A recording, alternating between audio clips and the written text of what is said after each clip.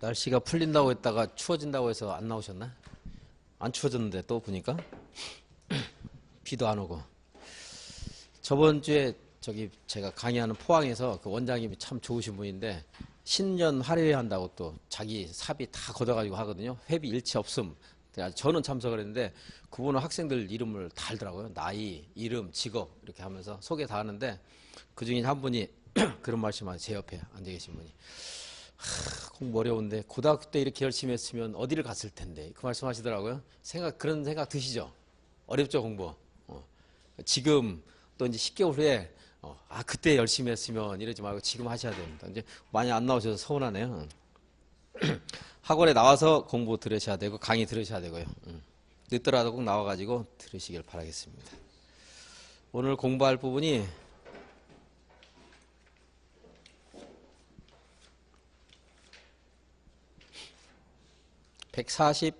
142페이지 맞습니까? 첫날 이런 걸 공부했습니다. 도시군 관리 계획. 도시군 관리 계획은 특별시 수립 절차 먼저 한번 보겠습니다. 수립 절차 기초조사하고 의견 청취 그리고 입안합니다. 그래서 하고 여기까지 이제 특별시장, 광역시장, 특별자치시장, 특별자치도지사, 시장 군수가 합니다. 그리고 행정부와 협의하고 도시개혁인의 심의를 거쳐서 결정하면 고시합니다. 그리고 이제 관련서를 열람하도록 하는데 물론 결정하면 고시하고 결정 고시. 지형도면까지 고시해야 효력을 발생합니다. 네. 이 사람들은 자기가 직접 결정하는데 이 사람들은 자기가 결정 못하고 도지사에게 결정을 신청한다. 여기 있는 사람 중에 절반 따라서 대도시시장은 자기가 직접 결정했죠.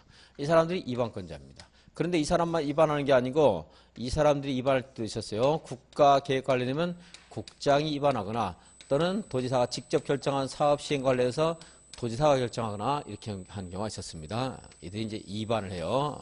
이러한 것을 도시군 관리 계획을 필요하다 생각해서 처음에 구상하는 사람들이 이 사람들입니다. 도시군 관리 계획에는 용, 기, 지, 도 하는 게 있고 용은 용도, 지역, 용도, 지구, 용도, 구역 하는 게 있고 이거 세 가지는 저번 시간에 이제 공부를 했습니다. 그리고 오늘 공부할 게 기반시설과 지구단위 계획입니다. 이건 기반시설 설치, 정비, 개량에 관한 사항은 도시군 관리 계획으로 한다. 지구 단위 계획을 수립하는 것도 도시군 관리 계획이고 지구 단위 계획이 적용되는 권역, 지구 단위 계획 구역을 정하는 것도 도시군 관리 계획으로 하게 됩니다. 도시군 관리 계획으로 공부. 그리고 이제 다음 시간에 다음 시간에 도시개발 사업과 도시 정비에 관한 사업을 이제 공부를 할 겁니다. 용도지역, 용도지구, 용도구역을 간단히 복수하면요. 용도지역 하는 것은 도시지역, 관리지역, 농림지역, 자연환경 보전지역이고 도시지역은 다시 네 가지가 있는데 주거지역, 상업지역, 공업지역, 녹지지역. 주거지역은 전용, 일반, 준공업지역이고 공업도 전용, 일반, 준공업지역이고 상업지역은 중1, 통, 근이 있습니다. 녹지지역은 보전녹지, 생산녹지, 자연녹지가 있고 이 자연녹지는 좀 개발이 좀 어느 정도 불가피한 경우에 제한적으로 개발되는 것입니다. 관리지역도 보전관리, 생산관리 그리고 좀 개발이 좀 가능성이 열리는 것이 계획관리, 농림지역과 자연환경 보전지역은 나뉘지 않죠. 전용 주거지역은 1종, 2종이 있고 일반은 1종, 2종, 3종이 있습니다. 3종 일반 주거지역은 허용되는 건축물이 단독주택, 공동주택, 그리고 1종 근린생활시설 플러스 교육시설, 노유자시설 플러스 종교시설 이렇게 됩니다. 그리고 건폐율은 50%고 그리고 용적률은 300% 이렇게. 그래서 용도지역별로 허용되는 건축물의 용도와 건폐율, 용적률 하는 것들을 이제 규제를 하고 있습니다. 이게 이러한 규제를 이제 국토기획법에서 규정을 하고 있어요. 지금 직접. 이러한 용도 지역에 의해서만 규제를 다 못하기 때문에 만든 제도가 용도지구였습니다. 용도지구는 9가지가 있는데 크게 대분류상 9가지가 있습니다.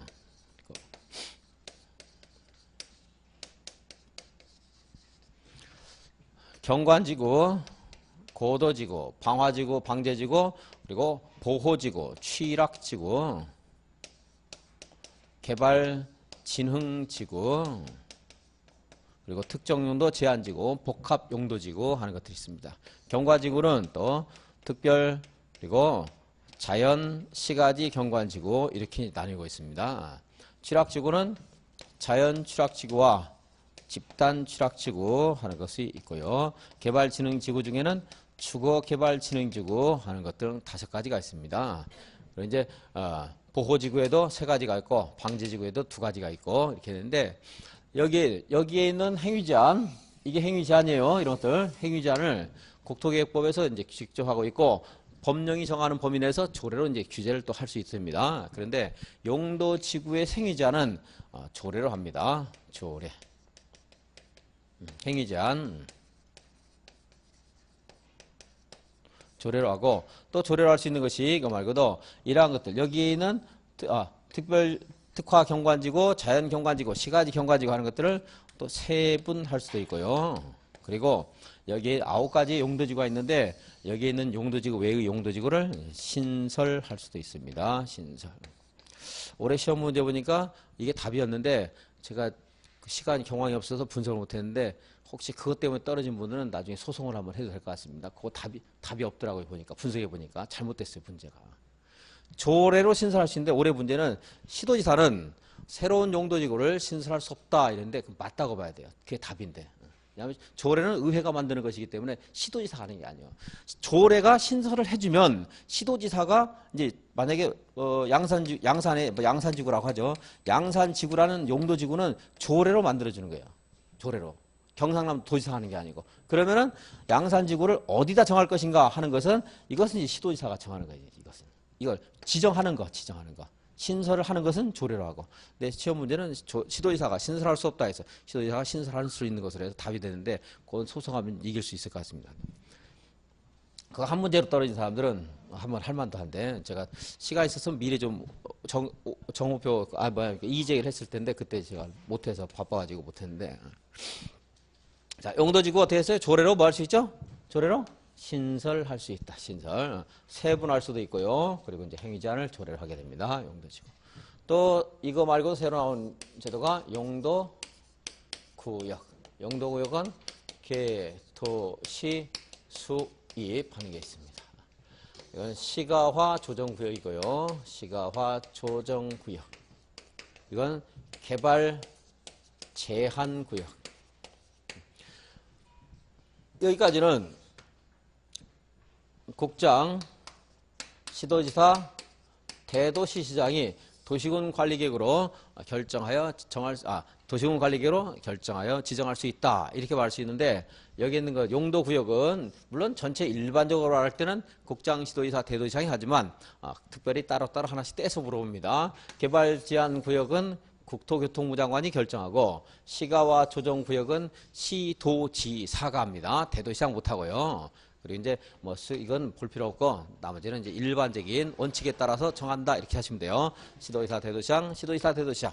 국가계획관리되면 국장 하는 것들. 국가계획관리는 건 언제나 나오는 거니까 무시하시고 그래서 이 2개만 잘 하시고 나머지는 일반적인 절차다 이렇게 해서 나머지는. 그래서 이건 따로. 얘네들은 따로 보시고 이것만 2개를 잘 봐주시고 시가와 조정구역은 유보기간이 5년에서 20년 사이이고 유보기간이 종료된 다음날 시가와 조정구역에서의 그런 유보의 효력은 상실한다 했습니다. 용도구역은 이렇게 간단히 보시고 그다음에 이제 용도지구에서 아까 말씀드린 조례로서 행위제한을 한다 했는데 고도지구에서는 조례 행위를 제한하는 게 아니고 도시군 관리 계획으로 제한하고 집단 취락지구에서는 조례로서 행위를 제한하는 게 아니고 개발 제한법으로 행위를 제한한다 그랬습니다. 개발 진행지구는 그 내용이 있는데 좀 복잡하기 때문에 몇 번 돈 다음에 말씀드리면 이해를 하실 수 있을 겁니다. 지금 이해하기 어렵고. 그리고 용도지역은 지금 말씀드린 것처럼 이제 교토계획법 시행령에서 이제 정하고 있어요. 물론 법이 허용하는 범위 내에서 조례로서 좀 더 이제 세분할 수 있고. 왜냐? 이 3종 일반 주거지역도 50% 범위 내에서 조례로 정할 수 있다. 그런데 그 조례로 정하는 것은 여기서는 잘 안 물어봐 이제. 이거 숫자 물어보고 이런 데서는 조례가 정하는가 하는 것들 일반적인 거. 여기서도 무엇에 의해서 제한하는가 물어보는 경우가 있는데 그건 뭐 법을 나중에 한 번만 읽어보다 알 수 있는 건 어렵지 않습니다. 잘 안 물어보고 그렇습니다. 그리고 여기에서 허용되는 그 건축물의 종류 이것만 참고삼아 오늘 강의할 때 써먹기 때문에 이것만 참고삼아 다시 보면 단독주택, 공동주택, 일종건설 그리고 교육시설, 노유자시설, 종교시설 일반 주거지역이 이게 안 되죠. 종교시설이 이게 안 되고 일종에서만 그리고 이제 건폐율은 여기가 50, 60, 70 3종은 50이었죠. 그리고 90, 80, 80, 70 다 70이고 그리고 나머지는 20인데 얘만 40이죠. 계획관리지역만 40. 용적률은 일종일 전용 주거지역이 100 그리고 준주거지역은 500 그렇죠. 그리고 준공업지역은 400 400, 500, 100 이렇게 되죠. 그리고 여기 나머지는 이제 80 아니면 100인데 얘네 두 개가 100이겠죠. 물론 하나 더 100짜리가 있지만 그냥 안 보기로 했습니다. 너무 어렵기 때문에. 그리고 용적률 여기는 1500부터 200씩 떨어뜨린다. 이거 가시면 되고. 그래서 용도지역에서 이제 내용 공부했는데 용도지역을 도시군 관리계획으로 정해야 되는데 용도지역이 자동으로 결정되는 경우가 있습니다.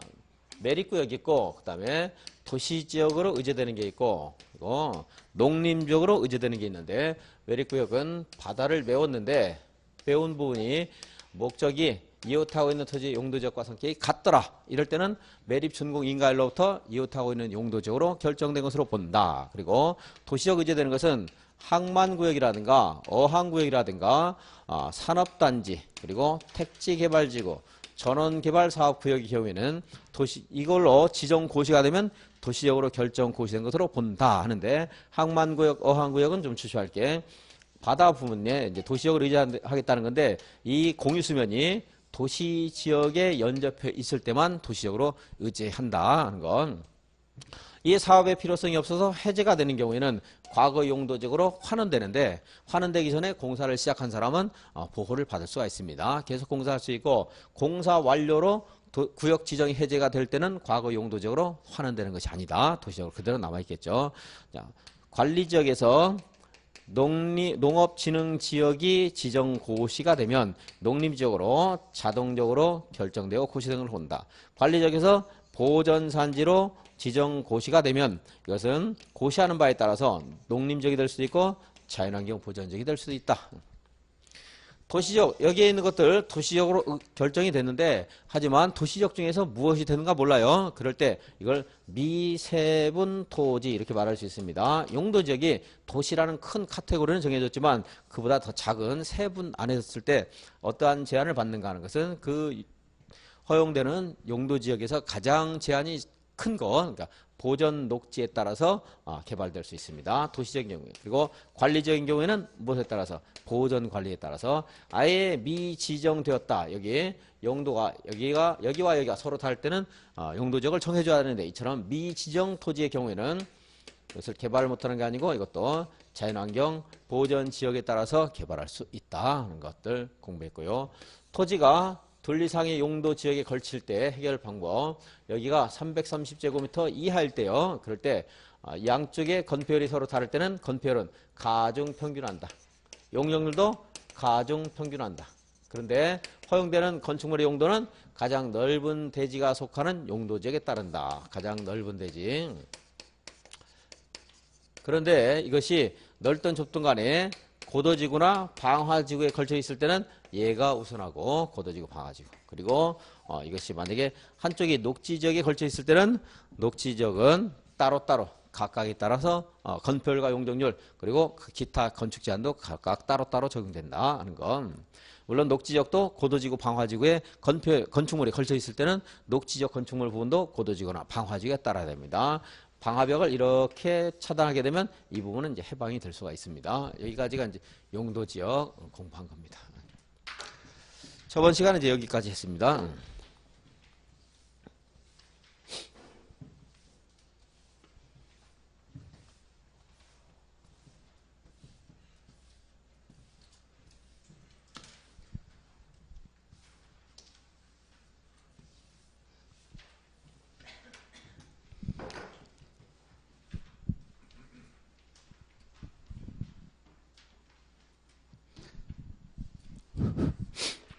복습하느라고 떠들어서 제가 숨이 찬데 한숨은 여러분들 중에 쉬신 분이 계시더라고요.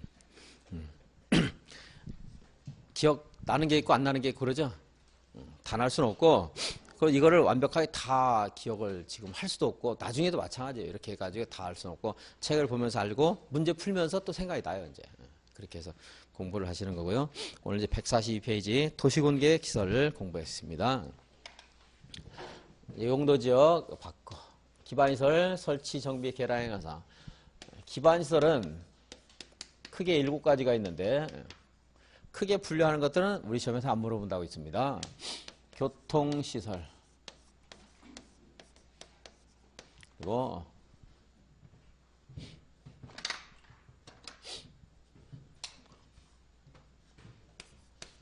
공간시설 유통 공급시설이 있고 공공문화 체육시설 책에 있죠?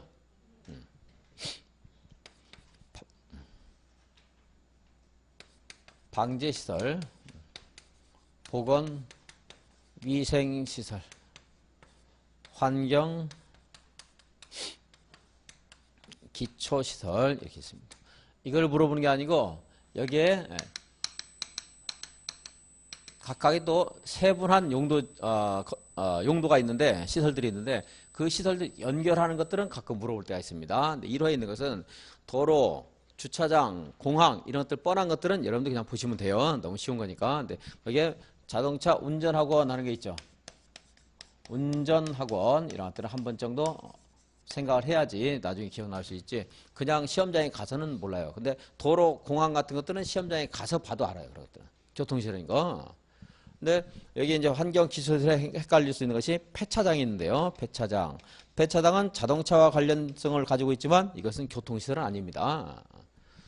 함부로 이것을 차를 아무데나 버렸을 때 환경 오염시키기 때문에 폐차장을 만들어 놓은 거예요. 그 폐차장은 환경 기초시설이지 교통시설이 아니라는 거. 그 정도 그냥 보시고. 그리고 공간시설은 제일 쉽죠. 공원 같은 거 여러분들 읽어보시면 되고 유통공급시설은 유통하는 시장. 유통공급시설이라는 거 있는 것은 뻔한 거고 공급시설에는 전기, 가스, 통신 하는 것들 여러분들 일상생활 하는데 필요한 여러 가지 생활 필요한 것들을 이제 공급해주는 그런 것들 있을 수가 있습니다. 그러니까 전기, 가스, 통신 같은 것들은 쉬워요. 근데 전기, 가스, 통신 같은 것들을 지하에 이렇게 커다란 구덩이를 파서 한꺼번에 공급할 수 있도록 하는 것이 공동구입니다. 뭐라고요? 공동구. 이것도 공급시설이에요. 그래서 공동구. 공공문화 체육시설도 어려운 거 없죠. 학교라든가 공공청사 그리고 사회복지시설 하는 것들이 이제 있을 수 있고 방제시설은 무슨 방조 또는 방수, 방화 하는 것들은 너무 쉽고 그리고 하천도 정비를 잘하면 방제시설 될 수 있다. 하천, 유수지, 저수지 하는 것들 있을 수 있고요. 보건위생시설은 목숨과 관련된 것이다 해가지고 묘지 관련 시설들 보건위생시설입니다. 묘지 관련된 것들. 그리고 장례시설은 묘지 관련시설 아닙니다. 따로 있어요. 장례시설이 있고 묘지 관련시설이 있고. 그리고 그래서 장례시설,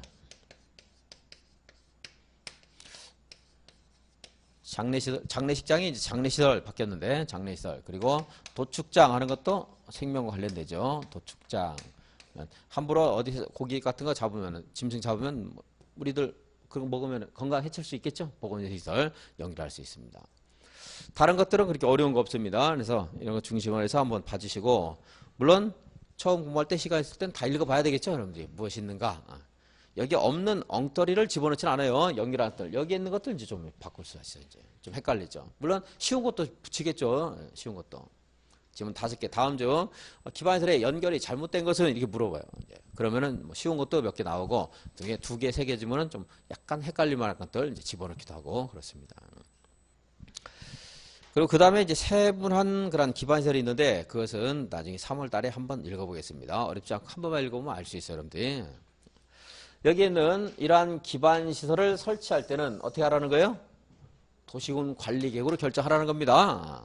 도시군 관리계획으로. 그래서 교통시설인 도로, 뭐 공간시설인 공원 이런 것들 조성할 때 어떻게 해야 돼요? 시장이 지멋대로 하는 게 아니고 도시군 관리계획으로 해야 됩니다. 자치단체장 여기 있죠?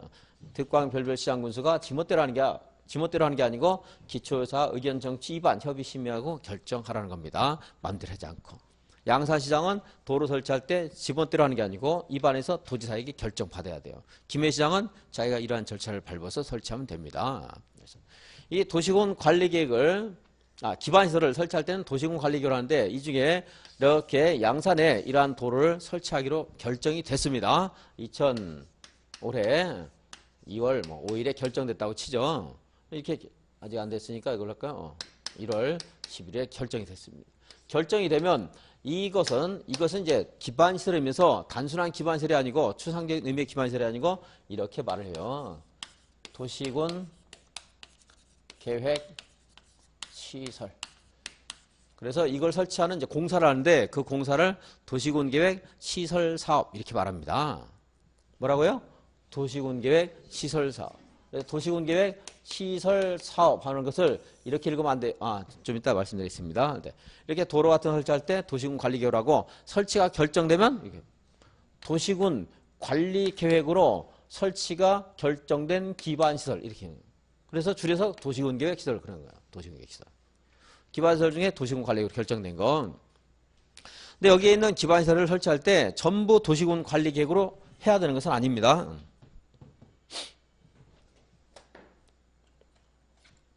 이런 운전학원이라든가 시장이라든가 또는 장례식장, 도축장 작은 것, 종합의료시설, 폐차장 이런 거 설치할 때는 도시군 관리계획 없이 설치할 수도 있어요. 꼭 그러니까 여기에는 기반시설을 설치하려면 뭘로 해야 돼요? 도시군 관리계획 결정 절차 밟아야 됩니다. 그런데 모든 기반시설을 설치할 때마다 도시군 관리계획을 밟아야 되는 것은 아니라는 거. 아셔야 돼요. 그래서 모든 기반시설은 도시군 관리계획이 필요한 게 아닙니다. 그래서 예를 들어 시장을 설치한다. 시장. 오늘 오자 보니까 언양 장날이던데 그런 시장 말고요. 그냥 자연스럽게 형성된 거 말고 도매시장 같은 거 말하는 겁니다. 시장을 조성한다. 그럴 때는 도시군 관리계획 없이 할 수도 있어요. 양산 여기다 시장 하나 만들어요. 시장이 부족해. 도매시장을 커다랗게. 이건 도시군 관리계획 없이 할 수도 있는 겁니다. 그러니까 기반시설을 설치할 때마다 도시군 관리계획이 다 필요한 건 아니에요. 근데 일반적으로 기반시설을 설치할 때는 도시군 관리계획이 이제 필요하다는 거고요. 그래서 이런 거 말고 도시군 관리계획에 의해서 설치가 결정된 도시군 계획 시설 사업을 진행하는 걸 이제 공부합니다. 근데 시장을 그냥 도시군 관리계획 없이 설치한다 그러면 이 절차에 따르지 않고 다른 행정 절차에 따르는 겁니다. 설치할 때. 지금 이제 우리가 공부하는 것은 도시군 관리계획으로 결정한 시설들 설치하는 사업 공부합니다.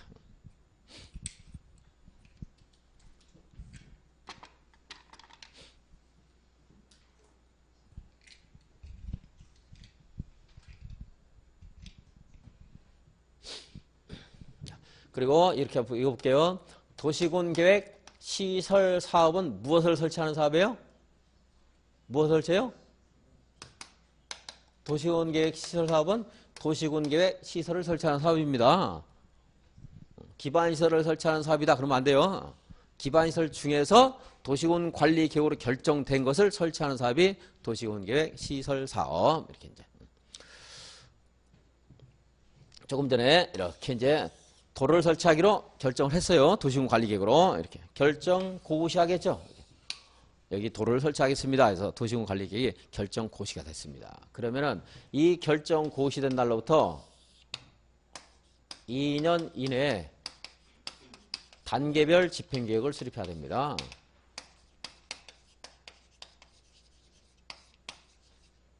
이 숫자는 나중에 이제 버릴 겁니다. 올해 말부터 바뀌어요. 3개월로. 그래서 중요하지 않고 전에도 단계별 집행계획은 제가 강의할 때 뭐 간단히 처리하고 넘어갔는데 올해는 더 간단히 봐야 됩니다. 이제 중요도가 더 떨어졌기 때문에. 단계별 집행계획은 두 단계가 있는데 3년 이내 할 것과 3년 넘어 후에 할 것. 그래서 1단계, 2단계 이렇게 나뉩니다. 뭐 두 개 단계 정도 있다 하는 거 보시고 3년이라는 숫자 정도만 보시고 이건 기억하지 마시고 일정한 기간 이내 단계별 집행계획을 수립합니다. 이 도로가 아주 긴급하게 필요한 것도 있을 수 있고 좀 아직은 당장 필요한 게 아니고 양산시에 먼 미래를 봐서 꼭 필요한 게 있을 수가 있고요. 그리고 돈이 없을 수도 있어요. 지금 당장. 꼭 필요하지만. 그렇죠? 그런 여러 가지를 고려해서 1단계, 2단계 이렇게 분류를 합니다. 단계별 집행계획 수립한다. 그리고 이제 사업을 누가 할 것인가는 사업 시행자가 결정되고요. 공사를 하는 사람은 이제 시공자고 사업을 하는 주체가 뭐예요? 사업 시행자입니다. 시행자. 사업 시행자가 앞으로 이렇게 공사를 하겠습니다 하는 계획을 세우는 것이 실시계획이에요. 무슨 계획이요? 실시계획. 실시계획. 여기는 언제부터 이 도로 공사를 올해 할 건지 내년에 할 건지 10년 후에 할 건지 하는 것이 단계별 집행계획이고 그 단계별 집행계획상 시기가 도래하면 사업 시행자가 그것을 당장 또 언제 몇 월 며칠부터 구체적으로요. 또 공사를 언제까지 할 것인가 하는 것들. 그래서 실시계획을 작성하고 공사를 합니다. 공사가 다 끝나면 이것이 실시계획에 맞춰서 또는 저 도시군관리계획에 맞춰서 제대로 공사가 끝났는가를 검사를 해요. 그게 준공검사. 준공검사라고 공사가 다 이제 준공사를 통과하고 나면 공사가 끝났다고 항상 무엇인가 의미 있는 행위를 할 때는 어떻게 해요? 우리한테 고고시하거나 공고한다 그런 말씀 드렸죠? 공사 완료 공고합니다. 이렇게 하죠. 그래서 공사를 언제쯤 끝날 것인가 하는 것들이 다 실시계획이 담겨져 있습니다. 이 실시계획은 누가 작성하는 거예요? 사업 시행자가 작성하는 겁니다. 사업 시행자가.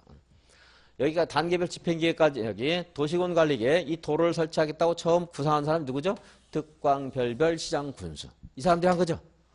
이 양산에 이게 필요하기 때문에 이 사람이 구상을 한 거잖아요. 필요하다고 해서. 그리고 이제 단계별 집행계획을 수립한 것도 특광별별 시장 군수하는 겁니다. 자기가 도시군관리계획 입안할 때부터 단계별 집행계획까지 고려해서 입안하겠죠. 이제 이 도를 언제쯤 할 것인가 하는 거 단계별 집행계획을 수립하고요. 이제 그럼 사업 시행자 누가 사업을 할 것인가 하는 것은 당연히 그 사람들이 하는 거예요. 필요하다고 처음에 느끼고서 입안한 사람들 누구예요? 특별시장, 광역시장, 시장, 군수. 이 사람들이 사업 시행자가 된다. 그런데 도시군관리계획은 이 사람들만 입안하는 게 아니고 누가 입안하기도 하죠? 누가 입안해? 저기 써있잖아요. 누가요? 국장이나 도지사가 할 때도 있죠? 국장이나 도지사가 국가계획 관련해서 또는 도계획 관련해서 입안을 했다면 걔가 필요하다고 생각했을 것이고 돈도 걔가 만들 생각이 있었겠죠. 걔가 사업하는 것이 원칙이에요. 그래서 국장이나 도지사가 사업을 시행하는 경우도 있을 수가 있습니다. 이 사람들이. 이거 한번 볼까요? 둘 이상의 시도에 걸치거나 둘 이상의 시군에 걸치면 항상 어떻게 해야 돼요?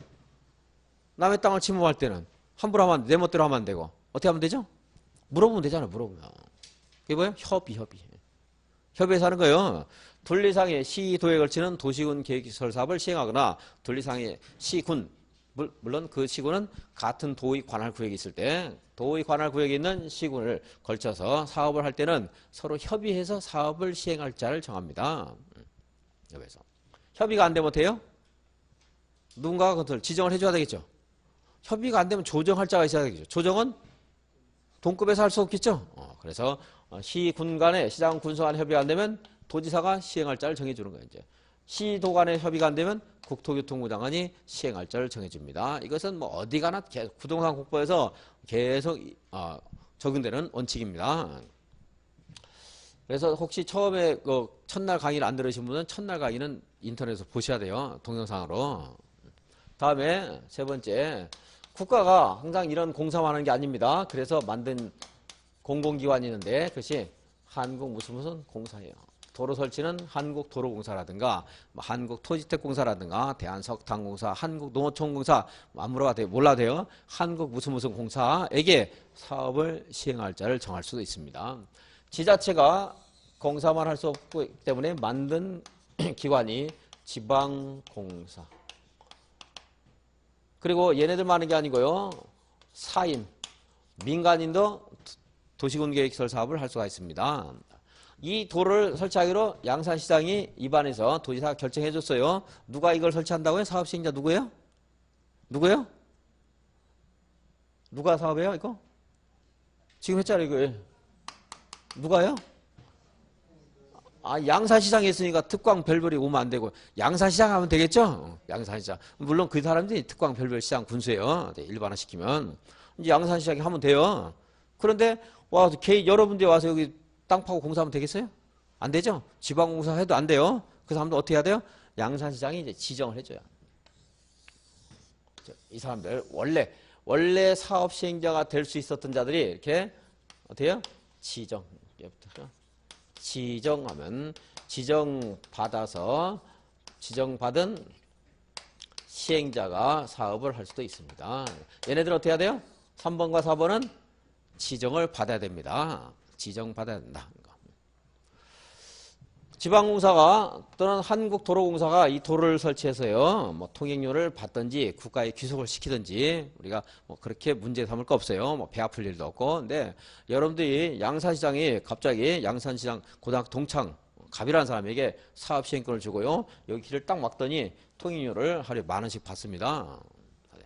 사업 시행에서. 부당한 특혜가 될 수도 있고 하기 때문에 아무나 사인, 여기 사인이죠? 사인은 아무나 도시군 계획설 사업 시행자가 될 수 있는 게 아니고 도시군 계획설 부지의 면적의 3분의 2는 소유를 하고 있어야 돼요. 그리고 전체 토지 소유자 총수의 2분의 1 이상의 동의를 받아야 됩니다. 그래서 여기 갑이라는 사람이 사업 시행자가 되려면 이 토지 3분의 2는 가지고 있어야 돼요.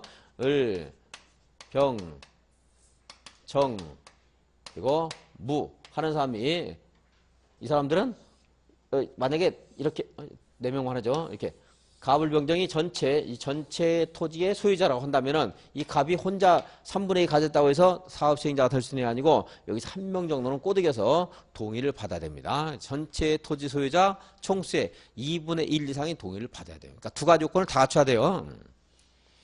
을병정 이 사람들만 합심해서 사업시행자 될 수 없어요. 왜냐하면 전체 토지 소유자 2분의 1 이상은 됐지만 전체 토지 면적의 3분의 1밖에 못 가졌기 때문에 이 사람들은 전체 토지 면적의 3분의 2 가지고 토지 소유자 중수의 2분의 1 이상의 동의를 받아야 됩니다. 누가요? 4번 사업시행자. 그런데 사인, 민간인 하는 말들은 정식적으로 우리가 사용하는 용어가 아니고 또 사인, 민간인을 쓰더라도 민간인이라 하더라도 민간인은 이 요건을 갖춰야 한다 이렇게 단정적으로 말하면 틀려요. 왜냐하면 민간인 중에서도 이것을 설치해서 국가에 뭐 귀부 지천합하거나 또는 공공시설을 관리청에게 무상 귀속시키려는 자는 불공정한 특혜라고 볼 수 없겠죠. 그런 경우는. 그렇기 때문에 그때는 이러한 동의를 받을 필요가 없어요. 그래서 4번 이게 사인이 이러한 요건을 갖춰야 된다 이렇게 시험에서 나올 수 없기 때문에 어떻게 나와요? 거꾸로 얘네들이 요건을 갖춰서 지정을 받아야 된다 이렇게 나옵니다. 방식이. 그러니까 지방공사는 도시군 계획설 사업 시행자가 되기 위해서는 전체 토지 면적의 2분의 1 이상을 소유하고 있어야 된다. 틀렸죠? 틀렸다는 거 아시면 돼요. 숫자는 기억 못해도 얘네들이 요건을 갖춰야 된다는 말 나오면 틀렸다는 거. 그건 이제 아시면 되고. 그래서 사업시행자 이렇게 설정이 되면 사업시행자가 이제 실시 계획을 작성합니다. 공사를 어떻게 할 것인가, 언제 할 것인가, 어디서 할 것인가 이런 것들, 돈은 어떻게 만들 것인가 이런 것들이 이제 실시 계획. 공사를 무슨 여러분들 이제 모의고사 같은 걸 때 모의고사 시험을 실시하겠습니다. 시험 보면 되죠? 시행하겠습니다 해도 시험 봐도 되죠? 어디는 시행계획 이렇게 말하는 데가 있고 어디는 실시계획 이렇게 말하는 데가 있어요.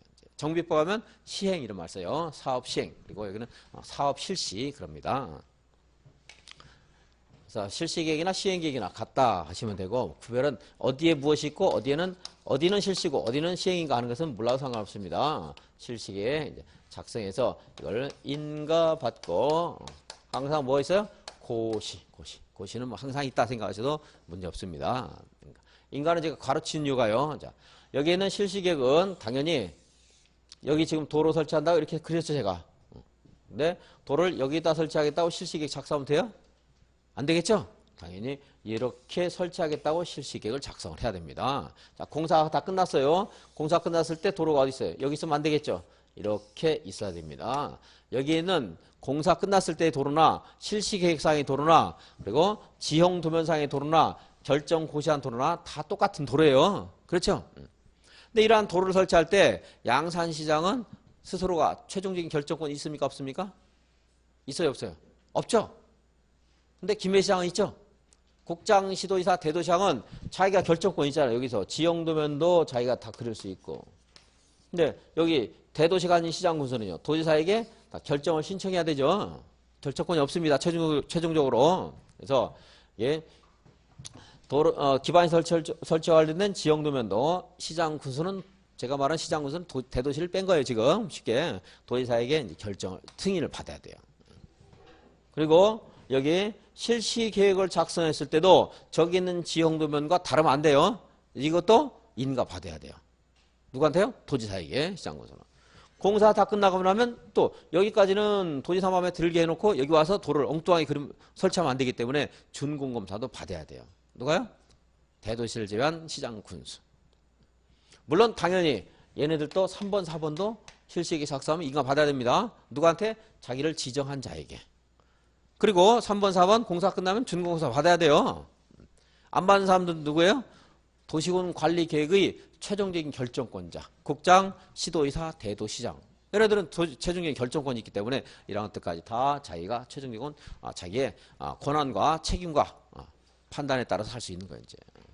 근데 대도시를 제외한 시장군수는 이런 독자적인 권한을 안 줬어요. 그러니까 그걸 이해하면 여기서 물어본 경우 지문 중에 하나 나옵니다. 얘네들은 이게 답이 되거나 이럴 가능성은 많지 않습니다. 누가 인가를 받고 누가 준공문서를 받는가 하는 것이 지문 중에 하나 나오는데 이렇게 이치를 이해하고 나면 새롭게 공부하는 게 아니고 양이 부담이 안 되기 때문에 이제 말씀드렸어요. 이것과 관련해서도 나중에 도시개발에서도 그렇고 정비사업에서도 비슷한 말들을 또 들을 거예요. 여기서 알아야 돼요. 도시군 관리 결정권자가 국장, 시도의사, 대도시장이다. 이거는 계속 기억을 하시면은 좀 쉽게 해결되는 부분들이 몇 개 있어요. 이제 암기해도 매우 헷갈리지 않는 것들. 실시계획을 이제 작성해서 인가받고 이제 고시를 한다. 네, 여기서 간단한 거 조건부 인가 가능합니다. 무슨 인가? 조건부 인가. 인가할 때 조건을 붙일 수가 있습니다.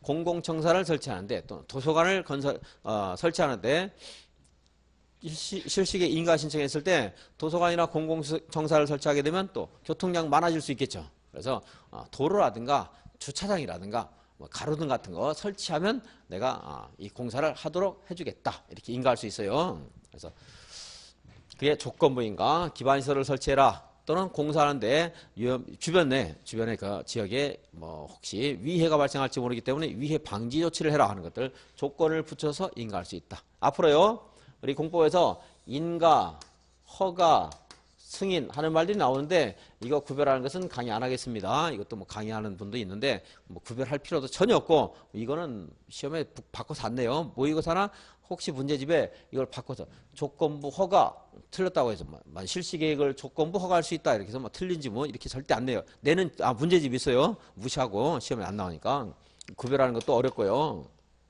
막 혼동해서 쓰고 있습니다. 법에서도 실제. 그래서 인가 허가 승인은 신고보다는 더 요건이 까다로운 것이다. 이렇게 마시면 돼요. 이것만. 신고는요. 내가 이걸 하겠습니다. 알리고 하면 되는 거예요. 그냥 알리고. 근데 이것은 인가나 허가 승인을 받기 전에는 못하는 겁니다. 그리고 인가권자, 허가권자, 승인권자가 그것을 이제 각하할 수 있는 거예요. 반려할 수 있어요. 근데 신고는 그게 아닙니다. 내가 하겠다. 알리기만 하면 돼요. 다른 게 없고. 그래서 인가, 허가, 승인은 내가 거절당할 수 있는 게 인가, 허가, 승인입니다. 자, 거절당하는 것과 조건을 붙여서 그나마 통과되는 것. 조건을 붙이는 게 낫죠. 그죠? 물론 그 조건이 너무나 지나치면 내가 사업을 안 하면 되는 거고. 그죠? 못한다 이거보다는. 그래도 이 조건 하에 할 수 있다는 것이 낫습니다. 그래서 조건부 인가, 앞으로 조건부 허가, 뭐 조건을 붙여 승인할 수 있다. 이런 말로 하면 그냥 맞다. 지문에 가끔 나와요. 조건부. 자, 실시계획을 조건을 붙여서 인가할 수 있다 없다? 조건을 붙여서 인가할 수 있어요 없어요? 있죠? 도시군관리계획 시설사업 시행자가 실시에 인가 신청했을 때 인가권자는 조건을 붙여서 인가할 수 없다. 이런 말 나오면 틀렸다는 거. 조건을 붙여서 인가할 수 있다. 그리고 이제 분할 시행도 있습니다. 분할 시행. 이것도 우리 공법에서 분할할 수 있다 이런 말 나오면 다 맞다. 조건을 붙일 수 있다. 다 맞다. 분할. 공사라든가 사업이 너무 부담이 되면 나눠서 할 수 있겠죠. 당연히. 분할할 수 있습니다. 분할 시행할 때는 분할된 구역별로 이렇게 도로공사 너무 크다. 그러면 109, 209, 309에서 각각의 그런 그 분할된 지역별로 실시계획을 따로따로 작성해서 인가할 수 있습니다. 여기서 여기까지는 언제 끝낼 것이고 재원은 어떻게 만들고 여기서 여기까지 언제 끝낼 것이고 이런 것들 따로따로 실시계획을 작성할 수 있습니다. 실시계획. 분할 시행할 수 있고 마지막에 이제 내용이 좀 많은데요. 이제 실시계획 인가 고시가 있으면 사업 인정 고시가 있는 것으로 본다. 사업 인정 고시 의제됩니다. 자, 실시계획 인가 고시가 있으면 저 공사를 할 수 있는 겁니다. 이제 사업 시행자가 그때부터 공사할 수 있어요. 공사할 때, 그러니까 뭐 얘네들 1, 2, 3번 같은 경우는 땅 한 평 없이 사업할 수도 있죠. 4번 같은 경우는 3분의 2 가져야 돼요. 공사를 하면 3분의 2 여기 가졌어요. 여기는 땅이 없어요. 사인이. 그럼 이거 어떻게 해야 돼요? 어떻게 해야 돼요? 매수야, 매수. 사서 해야 됩니다. 매수를 해야 되는데 매수가 안 된다. 이러면 이제 그때 수용할 수 있는 겁니다. 원칙은 매수예요. 매수 원칙이고 그리고 안 되면 수용하는 거. 그래서 근데 이 토지를 아까 좀 저기 있는 걸 여기서 볼게요. 이 토지를 매수하거나 이제 수용을 할 수 있어야 되는데 공사하기 위해서 해야 되는데 이런 법적인 조건도 갖추지 않고 매수하면 그 전 땅 이상 안 돼요. 실시계획 작성해서 고시하고 매수해야 됩니다. 그때부터. 네, 이게 수용 여기에는 수용이라든가 여기 쓸게요. 이제 공사하기 위해서 필요한 토지는 수용할 수 있습니다. 수용제는 이제 매수가 원칙이지만 우리 부동산 공법에서는 강제인 절차를 공부하기 때문에 협의 매수는 별로 관심이 없어요. 이제 수용에 대해서 관심인데 이러한 것들을 정하고 있는 절차가 이러한 법이 있어요. 공익 사업을 위한 토지 등의 취득 및 보상에 관한 법률.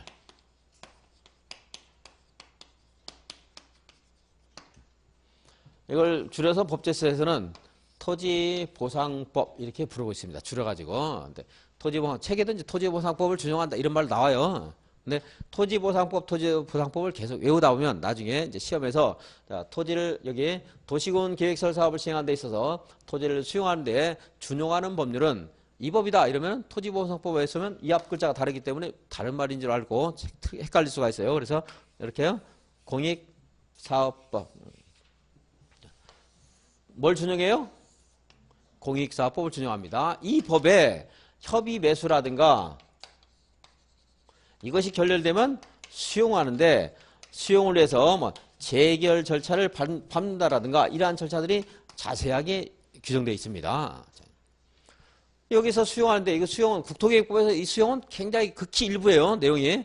공익사업법은 수용이 대부분이고 근데 이거 국토계획법에서 수용 조그마한 그런 하나 해결하기 위해서 여기 있는 조항들을 여기다 일부러 또 똑같이 다 나열할 필요가 없기 때문에 수용을 하는데 필요한 것은 국토계획법에 특별한 규정이 없으면 뭘 준용해요? 이 법을 갖다 빌려 쓴다. 이게 준용한다. 뭘래요? 공익사업법을 준용한다. 그럼 여기 이제 수용하는 절차들을 여기 법이 없으면 여기 있는 거 갖다가 이제 보면서 베껴서 그대로 쓰면 되는 거예요. 이제 갖다가. 분쟁이 발생하면 이걸로 해결하면 되는 거예요. 갖다가.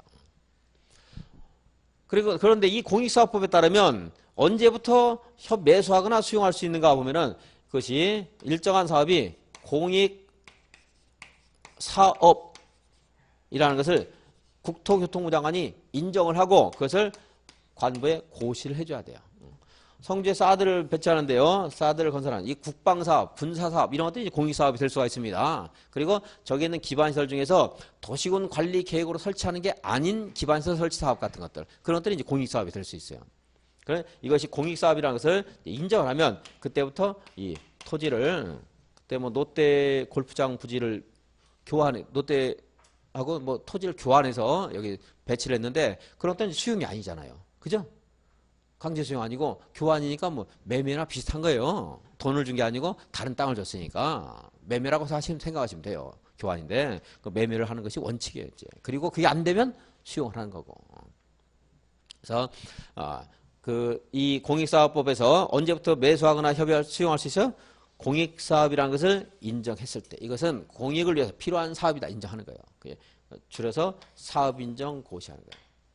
그러니까 사업인정고시가 있으면 뭐 할 수 있는 거죠? 수용할 수 있는 겁니다. 그래 수용과 관련된 공익사업법 규정을 다 준용할 수 있어요. 근데 여기에 국토계획법에서는 이 실시계획 인가고시가 있으면 사업인정고시가 있는 것으로 보고 같은 것으로 보고요. 그러면은 이렇게 수용할 수 있기 때문에 직접 가면 실시계획 인가고시가 있으면 수용할 수 있다 이렇게 말할 수 있는 거죠. 근데 이렇게 말하는 것보다요 더 훨씬 이게 효율적인 게 이렇게만 말하면 수용과 관련된 조항 같은 것들을 또 준용하는 게 어려움이 있어요. 그래서 그냥 사업인정 고시가 있으면 이게 있으면 이것으로 본다면 이것에 의해서 수용뿐만이 아니고 관련된 법 규정들을 전부 여기에 적용할 수 있도록 하는 겁니다. 실시계획 인가 볼게요. 실시계획 인가 고시, 실시계획 인가 고시 하시면 이제 그때부터 뭐 할 수 있죠? 조금 있으면 필요한 토지를 수용할 수 있습니다. 근데 수용은 무슨 법을 준용해요? 공익사업법을 준용하는데 칠판만 보고 대답하시고 책은 좀 이따 답 줄 그어드릴 거예요 제가. 공익사업법을 준용하는데 그 공익사업법에 사업인정고시라는 게 있을 때 수용할 수 있다고 했습니다. 그래서 실시기 인가고시 하시면 사업인정고시가 있는 것으로 본다 이렇게 표현하고 있고요. 그리고 실시계획은 조건을 붙여서 인가할 수도 있다 하는 건 분할 시행하게 되면 분할된 지역별로 실시계획을 작성할 수도 있습니다. 그래서 실시계획 인가고시를 받고 다음에 이제 수용 보겠습니다.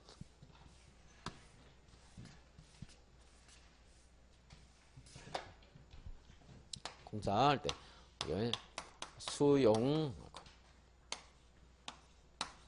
일시 사용 토지 출입하는 게 있는데 보니까 이게 양이 좀 많네요. 쉬는 시간 거의 다 했으니까 절차 한번 간단히 보고 10분 있다 다시 진행하겠습니다.